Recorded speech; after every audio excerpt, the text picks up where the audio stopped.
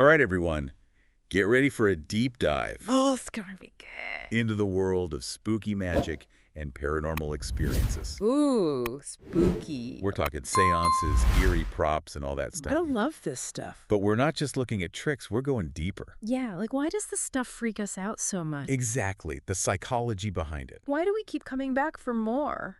Now, the really cool part is What? we're getting the inside scoop from a magician named Jamie Salinas. Oh, wow. So he actually designs these spooky shows. He does for a living.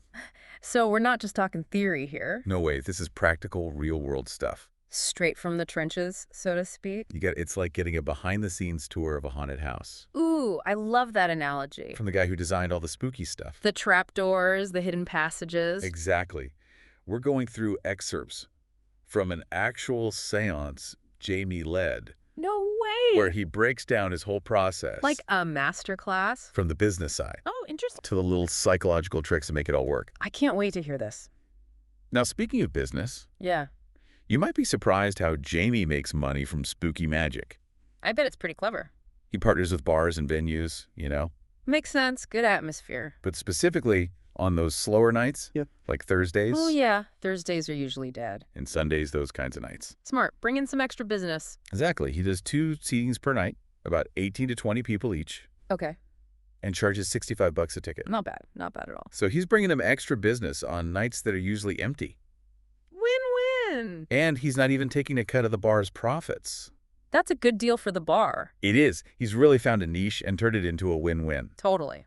He even has a partner, another magician, Scott Wells, Oh, cool. who does close-up magic downstairs during cocktail hour. That's awesome. Like a pre-show? A spooky pre-show, get everyone in the mood. Set the stage. Literally. And he doesn't just use any old location. Let me guess. It's got to be spooky, right? He holds his seances at a historic bar from the late 1800s. Ooh, I love historic bars. This one's known for being one of the most haunted spots in Texas. No way. So he's tapping into that existing atmosphere? Oh, absolutely, but here's where it gets even creepier. Okay, already. Before the seance even starts, Yeah. Jamie has everyone sign a waiver. A waiver for a seance. Yeah, but this isn't your typical legal mumbo-jumbo. Okay, what's in it? Clauses about demons following you home, Oh, no. walls bleeding, even the possibility of possession. That's intense. I know, right? It would make even the biggest skeptic a little uneasy. Yeah, it's like, those horror movies Oh, yeah? where they find a creepy book and they're told not to read it. But they do anyway. Of course they do. It's like that, playing on our fascination with forbidden knowledge. Right, and that little thrill of danger. But beyond the spooky factor, that waiver serves a practical purpose for Jamie. Oh.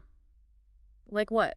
Pure marketing genius. Tell me more. He collects everyone's email address Ah, I see. so he can send out future promotions Smart move. and a special certificate of participation after the show. That's so clever. Talk about a way to build your email list. I gotta try that. Okay, let's get into the actual seance experience. Yeah, let's do it. What does Jamie do to create that spooky ambiance?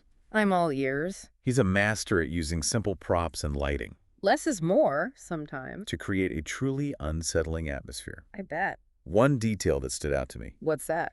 He uses a single white, unscented candle.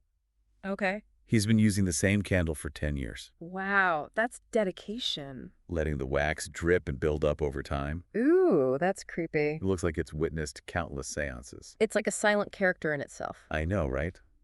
I can only imagine the stories the candle could tell. If only it could talk. He also uses dim lighting and strategically placed LEDs. Oh, like photography LEDs. Yep, to create these pools of light, highlighting certain It areas. adds to the dramatic effect. Exactly, and he incorporates things like holy water and salt. What? He sprinkles them around for protection. That's so cool. He even mentioned that this has actually made some people so uncomfortable Get out of here. that they left the seance before it even started. I can't believe it. He's really committed to authenticity. He is. He's not messing around. What else does he use? I'm curious. Well, he always wears a St. Benedict medallion For protection. against evil spirits. Yep.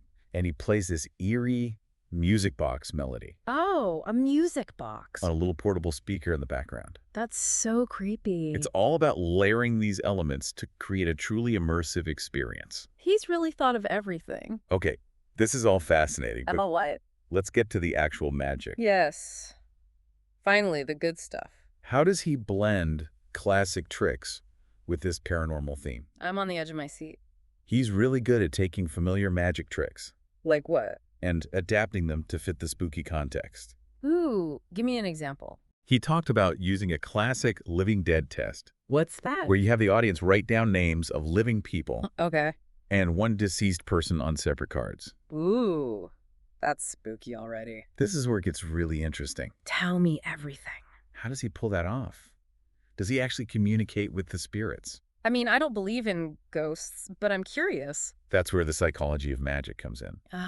Tell me more. He has the audience create makeshift pendulums Pendulums, how do they do that? out of twine and washers, Okay, I can see that. or even coffin nails. Coffin nails, that's a nice touch. Then he guides them through a process of charging the pendulum with their energy. I bet those coffin nails add a nice creepy touch. They do, but how does he use the pendulums to identify the deceased person's name? Yeah, that's the big question. He instructs the audience to focus on the pendulums, Okay. making them move in a circular or linear motion. Like a Ouija board.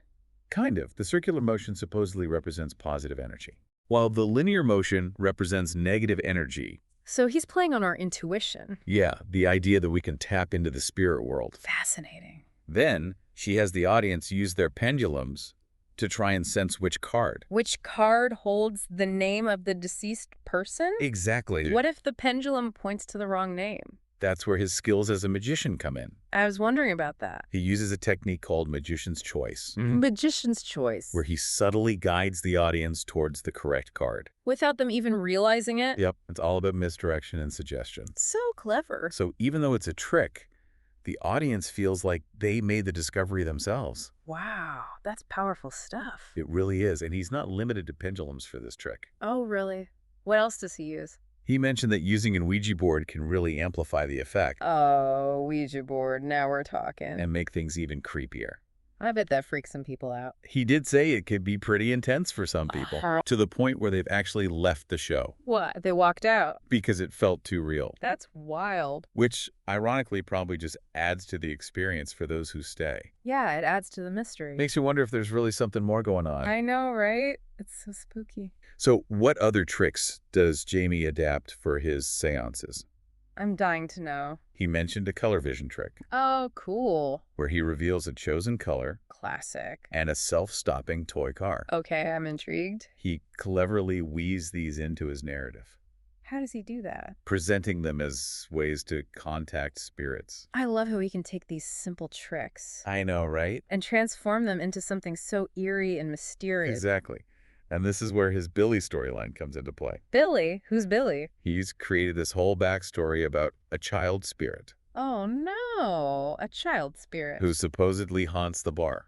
That's so creepy. And he uses these tricks to communicate with Billy. I can't wait to hear more about this Billy character. Me too. It sounds fascinating. This is getting good. Well, Jamie says that Billy only speaks through a ventriloquist dummy. A ventriloquist dummy, seriously. Yep, named Jerry Mahoney. No way!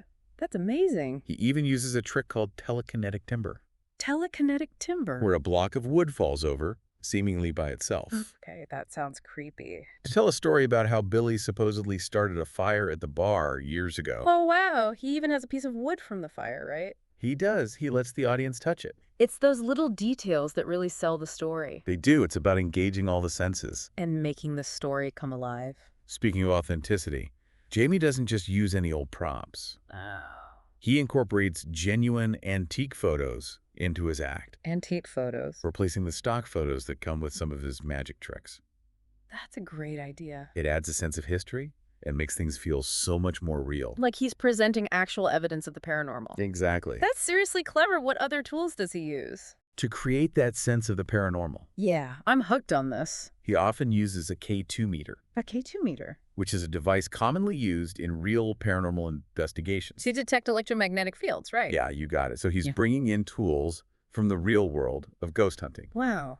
I can see how that would blur the lines for people. Exactly. He'll ask the spirits to make the lights on the K2 meter blink, That's so creating this interactive experience where the audience feels like they're part of the investigation. Wow, he's really thought of everything. But what about the skeptics? Yeah, the people who don't believe in any of this stuff. How does he handle them? I'm curious to hear his approach.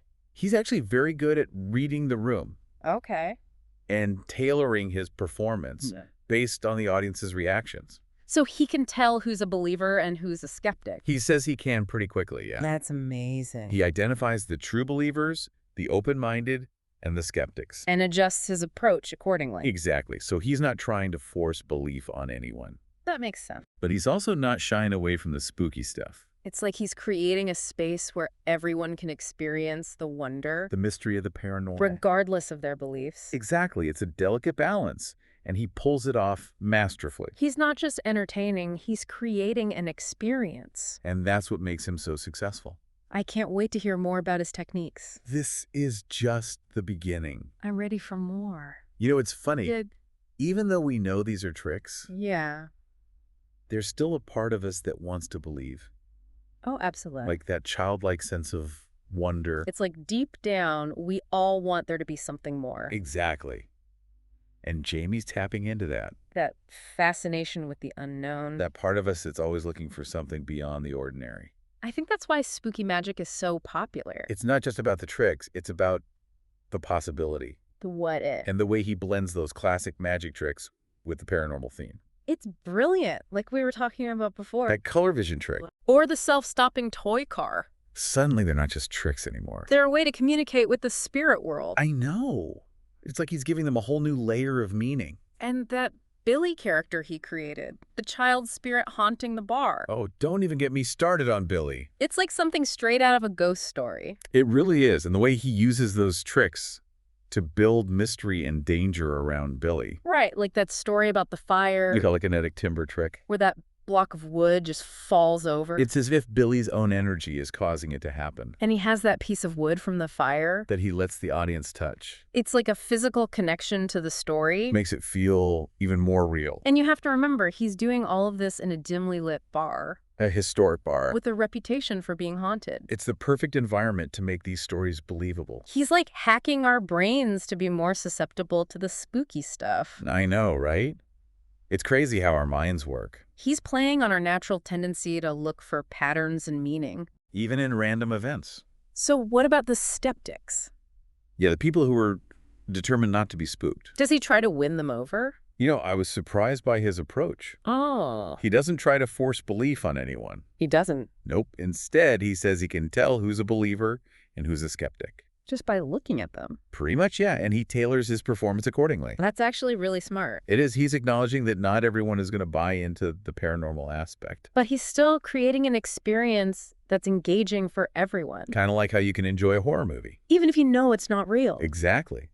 He's focusing on crafting a compelling narrative. Building suspense. Using those psychological tricks to keep everyone on the edge of their seats. And remember how he uses real paranormal investigation tools? The K2 meter. Asking the spirits to make the lights blink. It's like he's inviting the audience to become ghost hunters themselves. It's all about blurring those lines between reality and performance. He's not saying, this is proof of ghosts. But he's not debunking it either. He's leaving it open to interpretation. Which makes it even more intriguing. Makes you wonder, What? Is he playing a character? Or does he actually believe some of this stuff himself? That's the real genius of his approach. It keeps you guessing. But even if he is just playing a role, Yeah. he's clearly done his research. Oh, yeah. He understands the power of suggestion. How to prime the audience for a certain experience. He even mentioned that simply asking people if they've ever felt a cold spot Or sensed a presence. can actually trigger those sensations. Really? It's like when you think about spiders. And suddenly you feel something crawling on you. Exactly. Our brains are so powerful. And Jamie knows exactly how to tap into those fears and fascinations. It's like he's reading our minds. He uses those open-ended statements like, if you listen, you will hear them. Ooh, that's creepy. Which could apply to both believers and skeptics. Right, it plants a seed of doubt. It makes you question what you perceive. And then every little creak in your house sounds like a footstep. I know, right? Yeah. It's all in our heads. He also talked about the importance of setting expectations for audience participation. Oh, yeah. He encourages people to share any unusual experiences. It's brilliant. Really, he's creating this feedback loop of spookiness. The more people share their stories, The more real it feels for everyone. it's like he's creating a temporary shared reality. Where the paranormal is not only possible, but almost expected. He's a master puppeteer, pulling at the strings of our perceptions and emotions. It's amazing how he does it. And he's doing it all through storytelling, magic, and psychology. What a fascinating guy. What else can we learn from him? Well, one of the biggest takeaways is that you don't have to believe in the paranormal. To create a compelling, spooky experience. It's about crafting a narrative, building suspense, and engaging the audience. Jamie's basically saying, I don't know if ghosts are real. But I know how to make you feel like they are. And that's a powerful skill. He's not just entertaining, he's creating a sense of wonder and possibility. I love that. Yeah. It's so true. This whole deep dive has been so insightful. I feel like I'm starting to understand the art of spooky storytelling on a whole new level. Me too. It makes you realize we all have the ability to create our own little worlds. To explore the unknown. And to blur those lines between reality and imagination. You know, it's just amazing how much thought goes into all of this. I know, right? Crafting these experiences, I mean, every detail. It's really impressive. I'm seeing spooky magic in a whole new light now.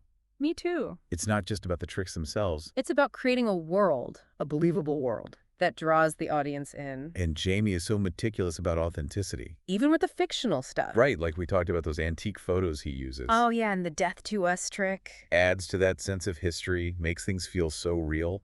He even suggested using decals on the back of the photos. To add names and dates. It's like creating a museum exhibit, but spooky.